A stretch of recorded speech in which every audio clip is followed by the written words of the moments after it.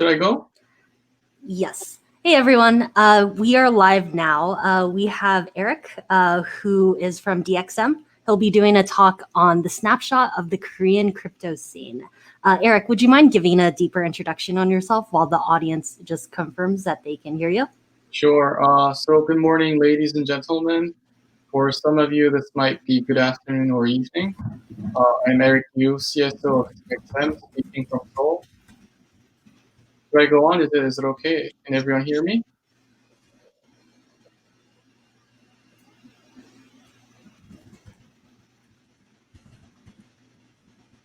So unless there are any issues, I think I'll continue with the presentation. Yep, Today, go for it. is it okay? Yes. Okay. So today I plan to go over the following contents. First, a very brief intro of DXM. We were established in January 2019 as a subsidiary of Tunamu. Tunamu, for some of you who may not know, is the operator and owner of largest crypto exchange Upbit in Korea. And back to DXM, we currently operate Trinito, which is an open finance deposit borrow platform with the largest user base in Korea, and Upbit Safe Custody, which is also #1 in Korea in terms of AUM. Now, let's take a look at the Korean crypto market. So very simply put, the Korean crypto market compared to other countries either lacks or is behind on the below. For example, we do not have miners given electricity cost can be much higher than in other areas. Total population is also smaller compared to other countries. And although we are seeing improvements, regulation is still unclear in the sense that what not to do's or can do's are in the gray. It is also important to point out that Korea does not have crypto dedicated VCs or other institutional investors mentioned here. However, it is unique thanks to the following. Korea boasts a very, very strong retail buying power. So many Goliaths, so many Davids instead of several Goliaths. Thus far, no taxes have been imposed for crypto gains, although this will change following October of next year. And thus far, it's been very easy with the fiat on-ramp across crypto exchanges. The combination of what was mentioned resulted in a very strong crypto boom at the end of 2017, giving birth to several top exchanges. And you might also remember the kimchi premium and the altcoin prices shooting up a few years ago. Having said this, you're probably asking why then is Korea or are Korean users not so active in the recent DeFi boom? Well, I think to answer this, I think it would make sense to first think about what made the recent DeFi boom possible. I believe the recent success within the DeFi space was made possible thanks to ETH and stablecoins. Of course, there are other factors like high yields and more, but very simply put, I think everyone agrees on ETH and stablecoins' importance in this space. Well, surprisingly, both ETH and stablecoins in Korea are relatively underowned versus market cap. The following depicts the big four centralized exchanges' crypto asset status at the end of last year. Numbers should have changed since then, but these are actually the closest publicly available numbers. You'll notice that ETH as a percentage of total denominated in Korean won is significantly low, and stable coins, with the exception of USDT, are nowhere to be seen. And to give you more info, all of these exchanges are not listed on the stock market, but in Korea, if companies have more than 12 billion, which is around 10 million USD, assets under their balance sheet, they're subject to an external audit, which was why these numbers were available at the end of last year. And the same goes with retail users who had their assets on these exchanges.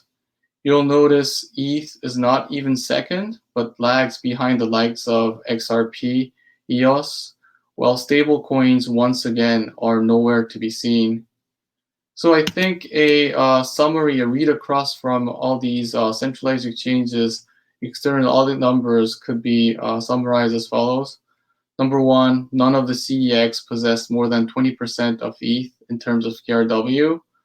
Besides Upbit, no exchanges had a significant amount of stable coins, which they were holding on to. And Upbit was an exception in that its USDT exposure was relatively much bigger compared to others because of its old partnership with Bittrex.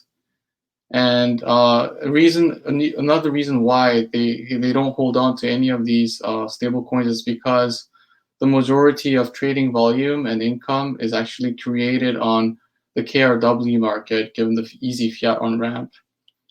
And like you noticed, like I mentioned before, ETH and stablecoin possession by customers was even lower and was surpassed by XRP and EOS.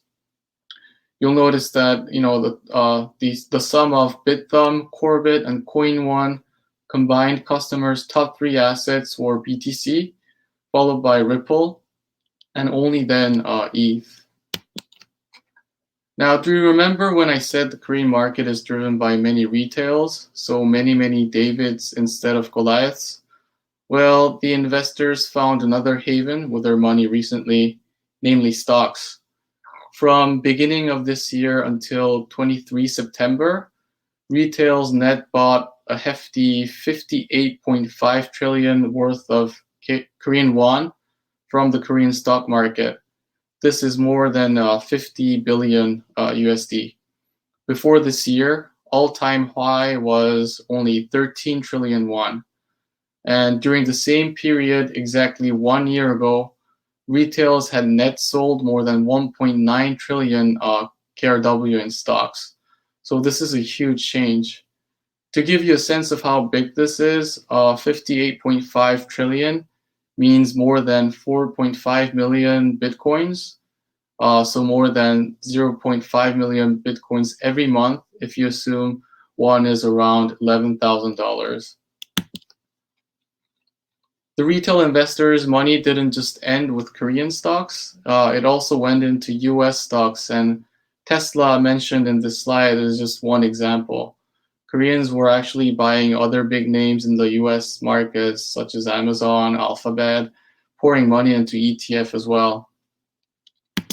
Well, having said all this, I think it would be wise to ask this question: what could be potential triggers to bring back this attention?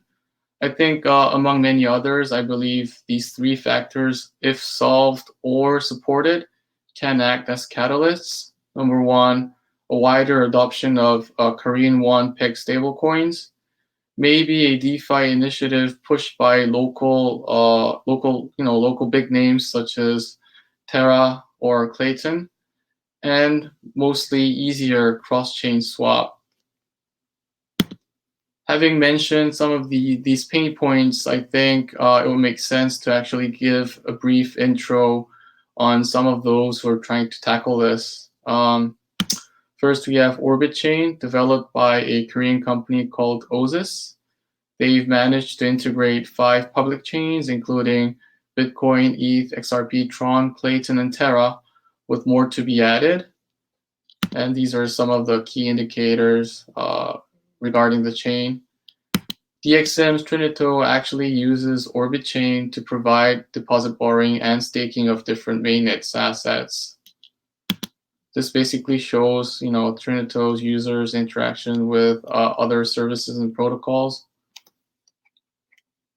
We also have EveryDAI, which easily brings DAI into the Clayton mainnet, allowing KDAI holders to receive the same benefits of the DSR protocol on ETH as well. Now, this is pretty much the content or the slides I've prepared. I'm actually ready for Q&As if this is supported during the event.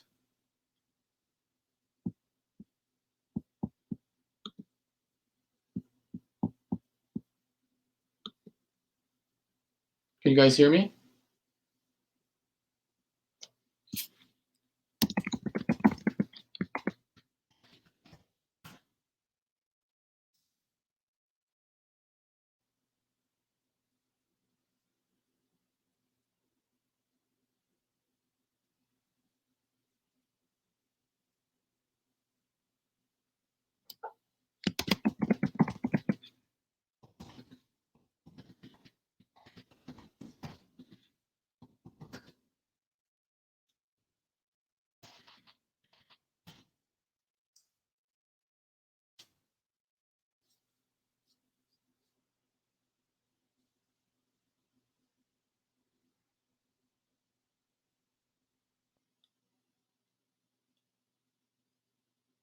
Hello?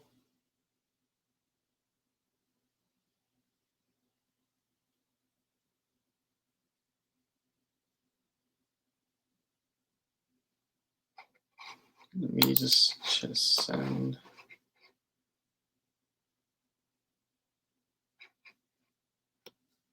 So to answer Venus' question, oh, it's not specific to Korea. Every DAI is every DAI, for example, just is open to everyone, anyone in the world, except for that.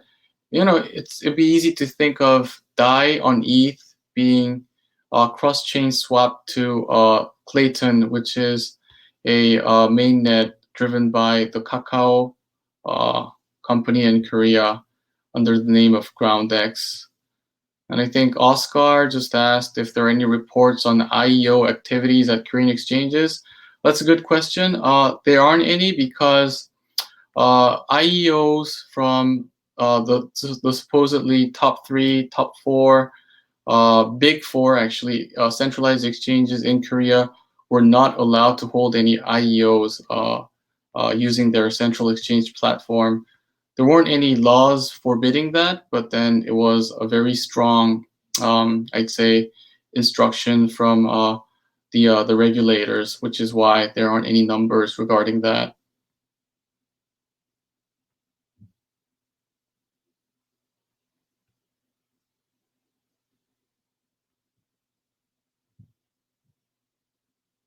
I may have gone through the slides a little faster than most of you guys were expecting. So if anyone wants to have access to those to the materials, I'll send it to Sinju, and I think she can probably share with you guys.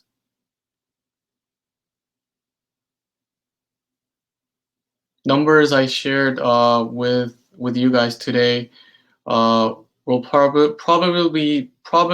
be updated in March of next year regarding the end of the status for 2020 of this year, because there's like a 3 months lag.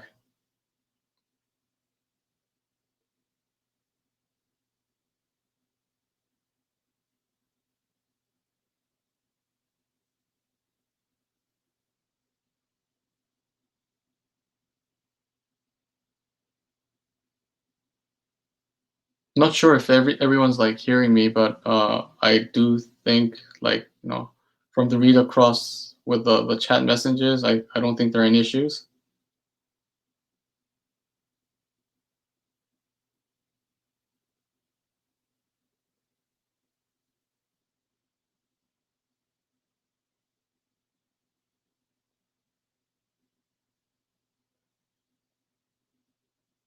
Let me-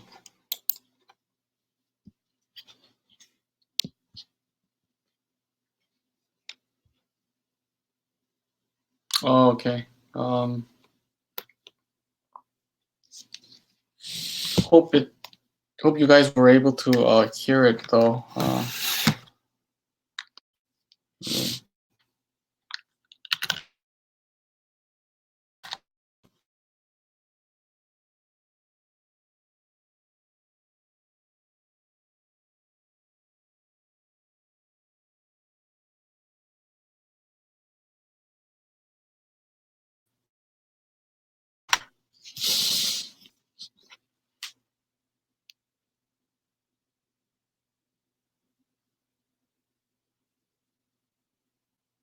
I think we still have room for maximum 13 minutes. So if there are any questions or any issues you'd like to ask, I'm free for that.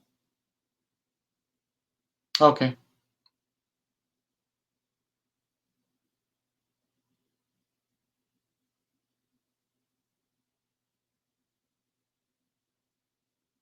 I don't have an official Twitter, but nor does my company DXM own a Twitter account. We usually communicate via Twitter using our deposit and borrow service called Trinito. And Trinito does have a Twitter account.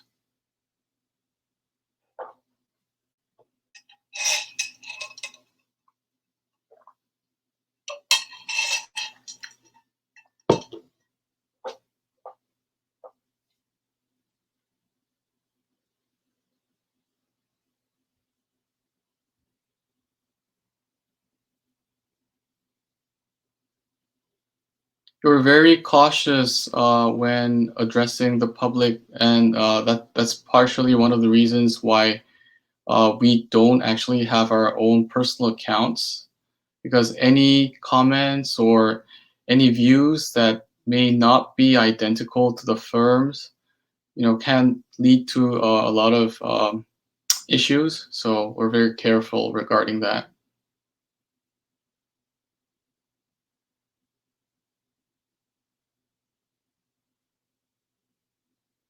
And that's part of the reasons why on the PPT that I shared with you guys, all the numbers were just publicly available numbers and externally audited. So no issues with that. The ones front running, it's all available there, except for that, most of the materials were in Korean, which is why foreigners would have had, difficulties accessing them. Do you know where we can find the original reports in Korean by any Yeah, chance? yeah. So I looked for the English version, but they didn't have the English version. Or You know, is there a digital version of it? Because I would Google Translate it if it is available. a lot of people ask for that. I don't think there's a digital version of it, but I'll provide you with the links after our PPT ends. Yes. It's in Korean, so I think you'll have a hard time going through it. Oh, I have Korean friends, or I can hire a Korean person to help me Yeah, translate it. no worries. So someone asked, do you have a Twitter handle? Yeah, I actually answered and told he or she that I do not have my personal Twitter ID, but we do communicate. I don't have DXM does not have a Twitter account either, because we're very cautious on all the comments that we make publicly. And the only Twitter account that we actually manage is for Trinito, our deposit and borrow service. Got it. Very cool. Do you have anything else you want to cover? Well, I think I've gone through most of the materials that I was wishing for. So if there are any other questions, I'm really glad to address them right now. But unless otherwise, I don't know. Let's see what else. So I actually never realized like these reports existed in Korea, because I didn't know this. So the thing is with data, this information is really important for people that are trying to get more adoption in different countries. Right. To know what's the concentration of different cryptocurrencies in that country, because that ties to adoption. So what other reports that are very useful to people that we are not aware of that you've seen that we might want to look into in the future, more resources? Yeah, I mean, that's a very, very good question. I think, the only because these numbers are actually externally audited and owned and reported by central exchanges, I think the numbers that I shared with you guys will probably be the most important and the most reliable ones that is accessible to the public in general. And I think the more data and the more details that everyone wants to will not be available because once the numbers go into a CX, they don't have the obligation to to share with others. So like unless it goes on Etherscan, or unless it's like goes decentralized, every numbers on the CX will remain as is, I think. So yeah. Okay. I know Korea has a lot of centralized exchanges, and it was known for that during 2017 with a lot of arbitrage. Right. I'm wondering if there is a growth in DEXs in Korea right now. Well, I don't think there's an actual growth in any of the DEXs that were made from Korean teams, or made like basically born out of Korea. Mm-hmm. But I do think more and more people are using DEXs, but it just doesn't show on the data because it's non-KYC'd and you don't actually know if it's a Korean or not. Oh, got it. Yeah, Yeah. because I remember when I went to Korea in 2017, everyone was trying to launch a centralized exchange. So I'm just kind of wondering, like, with this recent DeFi boom, why like there isn't that growth in DEXs? Because like Yeah. that's what's trending nowadays. And with like liquidity mining, yield farming, it feels like the natural fit for that market. But like, Right. is it just regulations that's preventing that, and also like the lack of Ethereum concentration in the country? I think it has more to do with the lack of ETH and stablecoin concentration ownership from Korean users. Mm-hmm. And because I don't think it actually has to do with regulations, because regulation is still in the gray area. Mm-hmm. And but having said that, because starting next March, regulations will start to kick in, and with the introduction of crypto taxes following October, I think more and more people are actually looking for DEXs because it's another area where you can actually kind of circumvent and not be exposed. Okay, interesting. So I know usually when there are gray areas with regulation, markets react differently. So like some markets are very paranoid, and then other markets are not. Where do you think Korea falls on that spectrum? I know everyone's different, but like in general, like just from the crypto scene, like you've seen. Well, I think before regulations have just before regulations were actually starting to form up, I think we were seeing a lot of these like non-identified team scams, uh, like projects that no one's ever heard about, their money and just quit the scene. So it was like a kind of a very negative point of the industry. But now that we're seeing tougher instructions and regulations coming in, I think it's actually acting as like a filter, a sanitizer. Okay, interesting.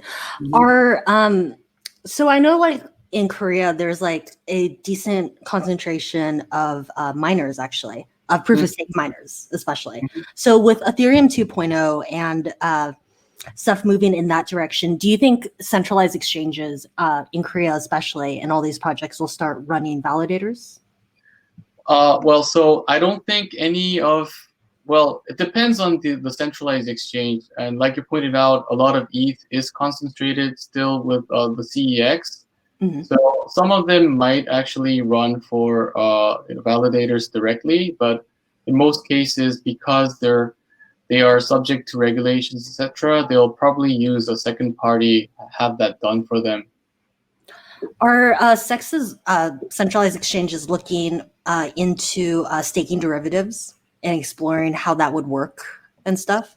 Staking, no derivatives. If you touch derivatives from Korea right now, you're directly hit by regulators. Oh, So really? that's not an option at all. But So staking, that's something every proof of stake protocol is going to do, though. well, some of the exchanges might have to use bodies or entities from abroad, but then directly speaking and operating and using that from Korea on soil will expose them to so many regulations for derivatives. So let's say hypothetically, like let's say let's say a layer one does staking derivatives to provide liquidity for DeFi once they are live, like whether it's ETH2 or not. Let's say they use staked, which is based in the US, and a centralized exchange outsources that to staked to run their infrastructure. Would they still be able to get their end users to stake using staked? Is that like against regulation completely, even though it's a staking derivative? Well, I mean, it touches a lot of regulations, and it goes in between back and forth across a lot of fields. So I don't think there'll be like one clear answer to tell you say yes or no. But theoretically, that will be possible. But if you think from a centralized exchange's perspective, they wouldn't want to have like the users or assets go out of that parameter or the boundary. So I think it's a mix of both. Okay, interesting.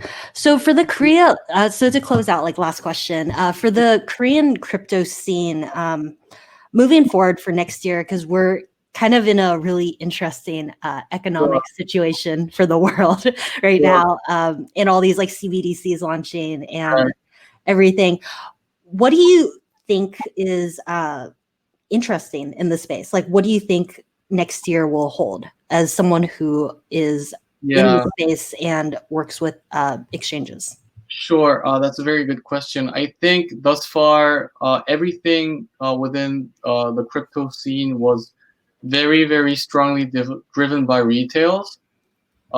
With the regulations kicking in, I don't actually expect like very strong immediate inflow of institutional money coming in, but then the regulation has both pros and cons. Cons, it's going to make it's going to be heavier. It's going to be more difficult abiding by the rules with taxes, etc. But at the other end, because these regulations and guidelines and instructions are getting much clearer, it will eventually pave the way for institutional and smarter money, bigger money to actually come in. So I think it's a mix of both of that.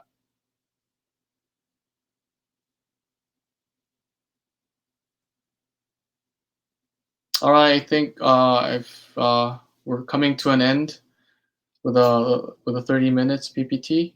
Thank you for your time, and like I mentioned during the presentation, I will address additional questions if you have them. Just feel free to send it to Sinju, and I will give the links of the Korean numbers that I shared with you guys. Even though it's in Korean. All right. Have a good time, guys. Bye-bye.